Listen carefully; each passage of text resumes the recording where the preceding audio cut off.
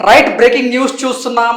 తెలంగాణలో operation ఆకర్ష్కు తెరలేపింది BJP నేతలు mega ప్రొడ్యూసర్గా ఉన్నటువంటి దిల్ రాజును బీజేపీలోకి ఆహ్వానించినట్లుగా, ఆయన కూడా త్వరలోనే బీజేపీలో చేరబోతున్నట్లుగా కూడా కొన్ని వార్తలు ఇప్పుడు సోషల్ మీడియాలో చక్కర కొడుతూ ఉన్నాయి. దాంతో పాటుగా కొంతమంది బీఆర్ఎస్ ఎంపీలు అలాగే కొంతమంది బీఆర్ఎస్ ఎమ్మెల్యేలు కూడా రానున్న సార్వత్రిక ఎన్నికల్లో, అంటే ఇక్కడ జరగబోయేటువంటి పార్లమెంట్ ఎన్నికల్లో బీజేపీలో చేరేందుకు, బీజేపీ తీర్థం పుచ్చుకునేందుకు కూడా సిద్ధంగా ఉన్నారంటూ కూడా కొన్ని వార్తలు వస్తున్న నేపథ్యంలో అసలు ఈ వార్తల్లో వాస్తవం ఉందా లేదా అనే విషయాలకు సంబంధించి మనతో మాట్లాడేందుకు ప్రముఖ రాజకీయ విశ్లేషకులు, ప్రముఖ సీనియర్ జర్నలిస్ట్ దుర్గా కుమార్ గారు మనతో ఉన్నారు. సార్తో మాట్లాడదాం. Sir hi.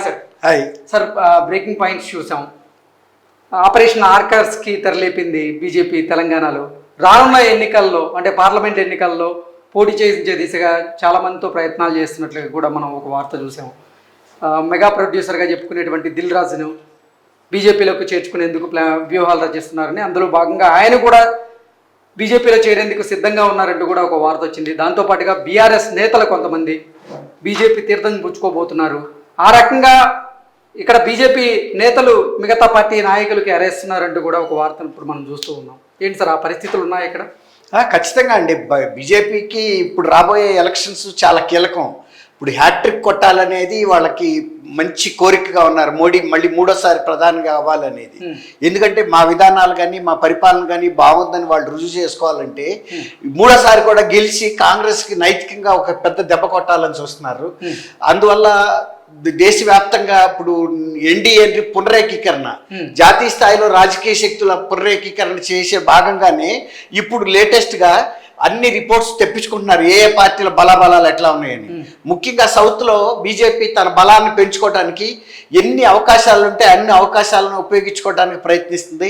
ఇప్పుడు అదే ఎగ్జాంపుల్గా ఇంకో తెలుగు రాష్ట్రం ఆంధ్రప్రదేశ్లో గతంలో జగన్మోహన్ రెడ్డి గారితో అనధికారికంగా పొత్తులో 5 సంవత్సరాలు ఉన్నప్పటికీ కూడా ఇప్పుడు జగన్మోహన్ రెడ్డి గారి ప్రభుత్వం ప్రజా వ్యతిరేక నిర్ణయాల మూలన వ్యతిరేకతని ఎదుర్కొంటుంది.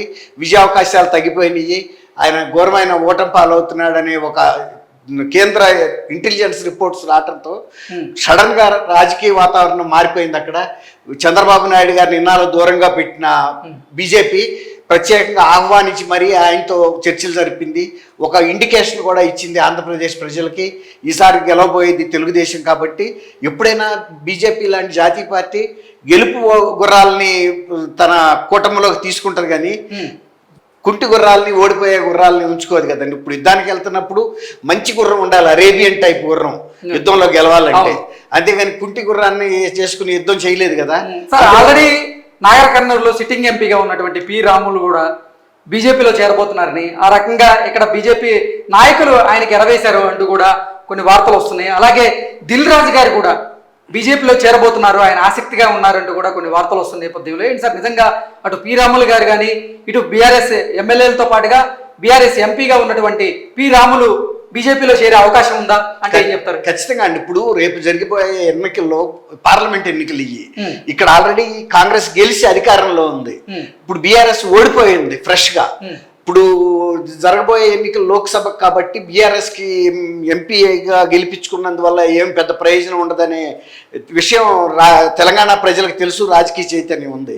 కాబట్టి ఈ ఎన్నికల్లో ఏదైనా జాతీయ పార్టీలకి ప్రాధాన్యత ఇస్తారు తప్ప ప్రాంతీయ పార్టీ అయిన బీఆర్ఎస్కి ఎవరు. బీఆర్ఎస్ అని పేరులో పెట్టుకున్నా వీళ్ళు జాతీయ స్థాయిలో ఇప్పుడు వరకు వాళ్ళు సాధించింది ఏం లేదు. అనుకోని పరిస్థితుల్లో స్వరాష్ట్రంలోనే ఓడిపోయి చాలా ఇబ్బందికరమైన పరిస్థితిలో ఉంది. ఈ పరిస్థితుల్లో బీఆర్ఎస్ టికెట్ మీద ఎంపీలు పోటీ చేసి ఖర్చు పెట్టుకుని ఓడిపోతే వాళ్ళు దెబ్బతింటారు. కాబట్టి ఒక రకంగా బీజేపీ కేంద్రంలో అధికారంలో ఉంది కాబట్టి గెలిచారనుకోండి, వీళ్ళ ఛాన్స్ కనుక బాగుండి మళ్ళీ బీఆర్ఎస్ కనుక బీజేపీ అక్కడ అధికారంలోకి వస్తే వాళ్ళ మంచి ప్రాముఖ్యత దొరుకుతుంది. ఒక్కోసారి అదృష్టం బాగుంటే మంత్రులు కూడా అవ్వచ్చు మొదటగా చేరిన వాళ్ళు. కాబట్టి ఇప్పుడు పి రాములు గారు నాగర్ కర్నూలు నుంచి చేరినా లేకపోతే దిల్ రాజు గారు, మనం ఇక్కడ ఒక చిన్న విషయం గుర్తుపెట్టుకోవాలి కృష్ణ గారు. ఈ ఆకర్షణ అనేది ఇవాళ సడన్ గా బీజేపీ ఎప్పుడు మేల్కోలా, ఎప్పుడు కూడా బీజేపీ అలర్ట్ గా ఉంటుందండి. ఎందుకంటే బీజేపీ పార్టీకి దీర్ఘకాల ప్రణాళికలు ఉంటాయి. ఇప్పుడు మీరు గమనంలోకి తెచ్చుకుంటే గతంలో అమిత్ షా గారు ఆంధ్రప్రదేశ్ వచ్చిన హైదరాబాద్ వచ్చిన టైముల్లో ఒకసారి ప్రభాస్ గారిని, ఒకసారి జూనియర్ ఎన్టీఆర్ని ఇలా సినిమా రంగంలో బాగా ప్రాముఖ్యత ఉండి ప్రజల్లో పలుకుబడి ఉన్న యువ నటుల్ని అంటే హీరోల్ని ఆయన ప్రత్యేకంగా కలిసి ప్రొజెక్ట్ చేసుకున్నారు. ఆయన కలిశాడు అని అక్కడ ఢిల్లీ మన ఎయిర్పోర్ట్లో హోటల్ ఉంది కదా, దాని పేరు ఏంటి, మన ఆ హోటల్కి పిలిపించి మరీ కలుసుకున్నాడు. కాబట్టి వాళ్ళ దృష్టి ఎలా ఉంటుందంటే బీజేపీ వాళ్ళది ఎప్పుడు కూడా దూరదృష్టి పెట్టుకుని ఎవరైతే ప్రొజెక్షన్లో ప్రజల్లో ఉంటారు. ఇప్పుడు దిల్ రాజు ఉన్నాడు, ఈజ్ ఏస్ ప్రొడ్యూసర్, తెలంగాణలో మంచి పేరు ఉంది. కాబట్టి ఇలాంటి ప్రముఖుల్ని ఆహ్వానించడంలో ఆకర్షించడంలో మనమేమి తప్పు పడటానికి లేదు, మనం నమ్మకపోవటానికి కూడా ఏం లేదు. ప్రతి అవకాశాన్ని దిల్ రాజు గారు అసలు కేసీఆర్ తో మంచి సత్సంబంధాలు ఉన్నాయి దిల్ రాజు గారికి.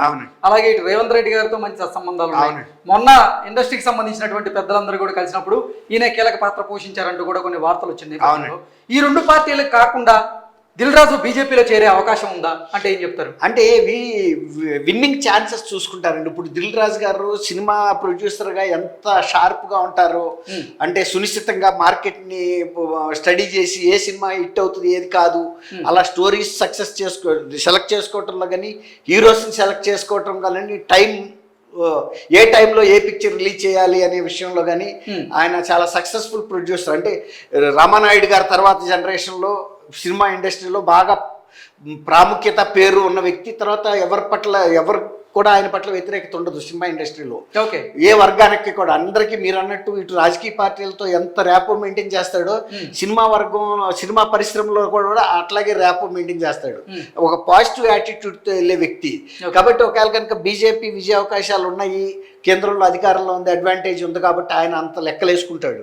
ఒకవేళ కనుక బీజేపీ వాళ్ళు ఇచ్చే ఆఫర్, రెండోది ఆయన ఇచ్చే సీటు, ఆయన కోరుకున్న సీటు కనుక ఇచ్చి ఆయనకి అక్కడ నాకు విజయ అవకాశాలు ఉంటాయి. టైమింగ్ కూడా కరెక్ట్ టైమింగే ఇది. ఎందుకంటే హ్యాట్రిక్ కోసం జాతీయ స్థాయిలోనే వాళ్ళు పునరేకీకరణ చేసుకుంటున్నారు కాబట్టి అందులో సౌత్లో ఇంకా కొంచెం పునరేకీకరణకి స్పెషల్ ఎఫర్ట్ చేస్తున్నారు. చంద్రబాబు నాయుడు గారు లాంటి చిరకాల మిత్రుడిని మళ్ళీ వాళ్ళ ఫోల్డ్లోకి తెచ్చుకున్నారు.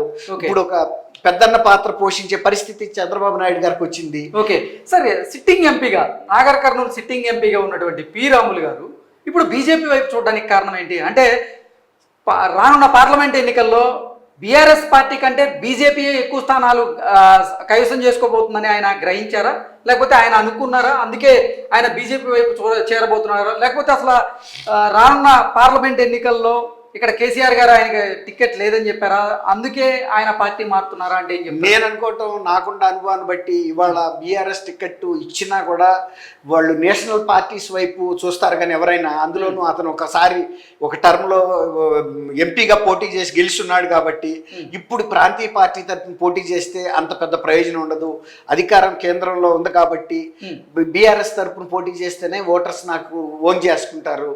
ఇప్పుడు ఈ ప్రాంతీయ పార్టీలకి నేషనల్ లెవెల్ ఎలక్షన్ లోక్సభలో పెద్ద ప్రాధాన్యత ఇవ్వరు ఓటర్లు కృష్ణ గారు. రెండోది ఇస్తే కాంగ్రెస్కి ఇస్తారు, ఎందుకంటే ఇక్కడ కాంగ్రెస్ ఉంది కాబట్టి కొంత కాంగ్రెస్కి వేసినా కూడా రేపు లోక్సభలో కూడా వాళ్ళ బలం పెరిగితే ఏదో ఒక రకంగా మన నియోజకవర్గ అభివృద్ధికి కృషి చేస్తారని, లేదు బీజేపీ గెలుస్తుందని వాళ్ళ ఫీలింగ్ ప్రజల్లో కూడా అభిప్రాయం నమ్మకంగా ఉందనుకోండి, బీజేపీ తరపున వేస్తే బెటర్ అనుకుంటారు.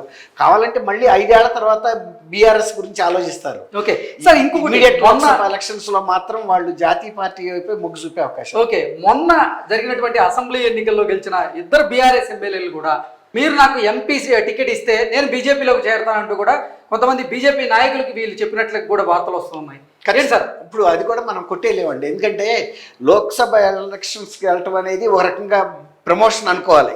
అసెంబ్లీలో ఉంటే రాష్ట్రానికే సంబంధించి ఉంటాడు. ఒక్కసారి కనుక నేషనల్ లెవెల్ లోక్సభకి వెళ్ళాడు అనుకోండి, 6 అసెంబ్లీ నియోజకవర్గాలు అయితే ఒక లోక్సభ, పార్లమెంట్లోకి వెళ్ళినప్పుడు ఎక్స్పోజర్ ఎక్కువ ఉంటుంది. అట్లాగే ఒకసారి 2 సార్లు గెలిస్తే ఏదైనా అదృష్టం కలిసారు కేంద్ర మంత్రి కాగలుగుతారు. అట్లా కాకపోయినా ఎంపీకి ఉన్న ఇన్ఫ్లుయెన్స్కిను ఎమ్మెల్యేకి ఉన్న ఇన్ఫ్లుయెన్స్కి చాలా తేడా ఉంటుంది. రాజధానిలోనే వాళ్ళకి కొన్ని ప్రివిలేజెస్ ఉంటాయి.